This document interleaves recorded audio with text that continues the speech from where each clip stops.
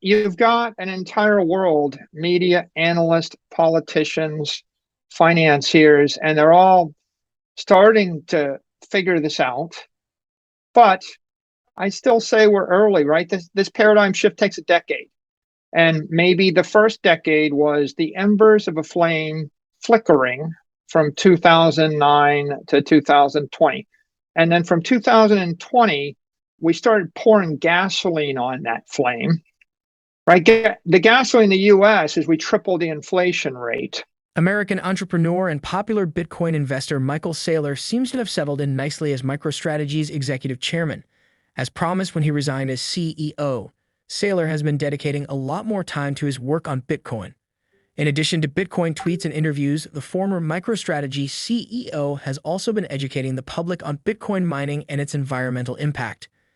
In a recent tweet, Saylor noted that the recently published White House report on the topic is full of misinformation generated and promulgated by unscrupulous crypto promoters to undermine Bitcoin. He also recently published a detailed blog post about Bitcoin's value and how it impacts the environment. This is in addition to his firm's announcement that it was issuing $500 million worth of stocks to add more to its almost 130,000 Bitcoin holdings. On Monday, Saylor tweeted, "There's an awful lot of people around the world that need Bitcoin." In a recent interview, he explains this statement further by talking about the economic and geopolitical crisis happening around the world and how Bitcoin can help citizens preserve their wealth. For example, Argentina's central bank increased the country's benchmarked interest rate by 550 basis points to 75% on Thursday. The massive rate hike came only a day after the country's annual inflation overshot forecasts to almost 80%. About 16 other countries, including the United States, UK, Brazil, Sweden, Egypt, Japan, Switzerland, South Africa, Taiwan, Philippines, Norway, Indonesia, and Turkey, are also awaiting central bank rate decisions before Thursday. We are indeed having a massive paradigm shift, and investors still stuck with fiat currencies must prepare for a rude awakening. We will now take you to Michael Saylor's interview. Please watch, share, and like this video as the renowned businessman and investor discusses the urgent need for Bitcoin in today's world. Also, ensure you drop your comments and observations in the comments section and subscribe to the channel for more crypto content. Thanks for your support and enjoy the video. But now, where are you going to save your money? Are you going to save it in US sovereign debt? Are you going to actually store it in gold? Are you going to buy land? Where? In California, in Ukraine, and Russia? Where? In Florida, right? Are you going to buy S&P index stocks? Are you going to buy Bitcoin? Are you going to buy art? So there were conventional answers to all these questions, Brian, and they kind of worked for, there was an answer to this question before 1914. There was an answer to this question between Bretton Woods and 1971. There was an answer to this question from 1971 till the year 2020. In 2020, it's like, oh, the answer, 60-40 bond portfolio, buy the S&P index and like a portfolio of diversified bonds and you're good. Okay, there was an answer. The answer kind of got confusing after 2020. The answer got confusing for a lot of businesses, for a lot of people. And so highlight of the year, the highlight of the year is people were stunned from March of 2020 to March of 2021. And from March of 21 through the middle of 2022, they're all starting to get their bearings. And they're like, well, I guess, what is Bitcoin, a digital commodity? Do I have to deal with that? Well, now Fidelity's talking about rolling out the 34 million retail accounts. You've got the government embracing crypto assets, saying we better figure it out. Congress, senators getting educated on it. The CFTC, the SEC getting educated on it. Big institutional investors starting to take Bitcoin positions. The media now you've got Bloomberg covering crypto. You've got CNBC covering crypto. The gasoline in the US is we triple the inflation rate, monetary inflation. But forget about that. Maybe you're a blue blood living on the Upper East Side with a trust fund and you just don't see why you need it. The gasoline in Sri Lanka is everybody lost everything overnight. The gasoline in Lebanon is the bank freezes their doors and you lose all your money. The gasoline in Argentina is the peso goes from 20 pesos to the dollar to 280 pesos to the dollar in 4 years. right? The gasoline in Ukraine is oops, there's a war. Banks are, there's a limit to how much money you can withdraw. And the gasoline in Russia is okay. I get, the stuff you thought you owned in Europe, you don't own that anymore. We're taking that from you, taking your gold, taking your bonds, taking your yachts, taking your villas. So there's a lot of people with a 2x4 to the head, and they're all stunned, and they're all trying to figure it out. And there's this colorful debate, a political debate, a media debate, a debate on YouTube, a debate on Twitter. What's the solution? And the only thing we can all agree on is we probably need to look at some new ideas, because the old ideas just don't work anymore.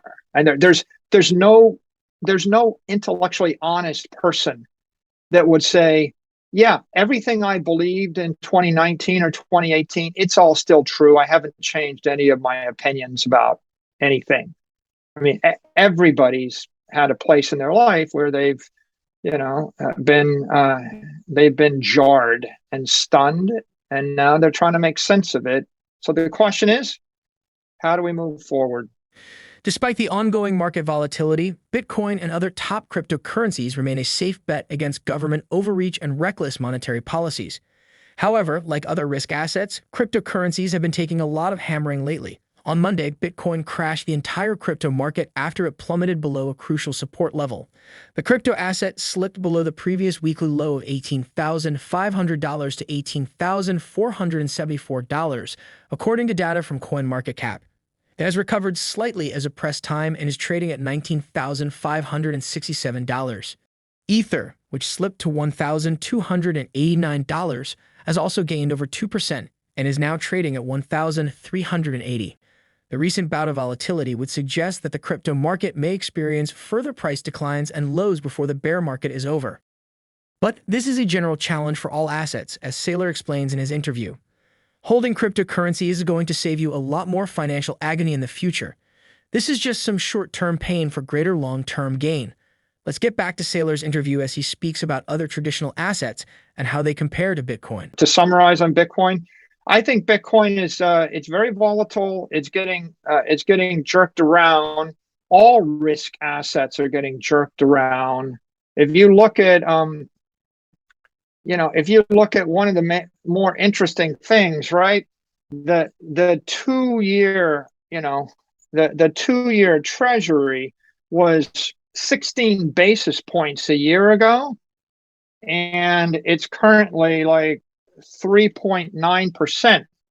We went from 16 basis points to 390 basis points on short-term money. The mortgage rate on a 30-year mortgage, has gone from 2.7% to 6% in 12 months, right? The yield curve is inverted. You get paid higher interest on a 2-year loan to the federal government than on a 30-year loan. The 30-year loan is 350 basis points. So summary of all this, it's this. We had an unprecedented expansion of the money supply in March of 2020, where we just pegged interest rates to zero. And the bankers said, we're going to keep interest rates at zero for the next 4 years. They literally implied, they said, not until 2024 will we raise interest rates. Okay, well, that's one panic. And now we've got the other extreme, which is the fastest tightening of the money supply, like one of those oh crap moments. Oops, I think we overdid it on one side. Now we overdid it on the other side. And what you see is risk assets. They're all getting hammered down, Bitcoin included. But look, all financial assets, bonds hammered 20%, NASDAQ hammered 30%, S&P, gold hammered, silver hammered, and Bitcoin hammered. But on the other hand, tangible assets, oil, natural gas, food, any kind of energy, they're all shooting up. And I think people are going through this moment where they're like, I guess I'm going to freeze to death or starve to death unless I have some of that tangible commodity stuff. And the financial stuff, I guess I'll trade it. And meanwhile, the politicians, they play with the little knobs, attempting to do good. And it turns out that it's very difficult for humanity, for any human being, to actually make adjustments fast enough and intricately enough so that they can do good without probably doing more harm than good. And that's where we find ourselves right now. What are your thoughts on the current state of the crypto market? Do you think we get more lows before this is over, or is the bottom in already? Please drop your replies as well as your comments on Michael Saylor's interview in the comments section below. Also, sure you've hit the like button and subscribe for more crypto content. Thanks for watching.